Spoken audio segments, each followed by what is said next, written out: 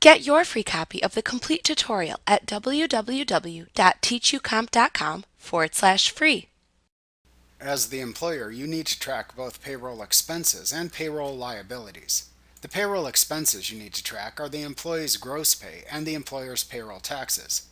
QuickBooks uses an account called Payroll Expenses to track the actual costs to your company. Whatever funds you deduct from employee paychecks aren't shown here. Those funds are placed into an account called Payroll Liabilities. That makes it easy to see what payroll taxes you owe so that you can have the necessary cash available for payment. As long as you have a valid subscription to one of the QuickBooks payroll options, QuickBooks uses the current payroll tax tables to keep track of your tax liabilities as they accrue, so you know how much you owe as of a given date. To see the amount of payroll liabilities you owe, you can run a payroll liabilities report.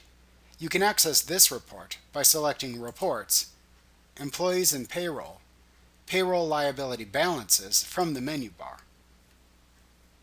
Like what you see? Pick up your free copy of the complete tutorial at www.teachucomp.com/free.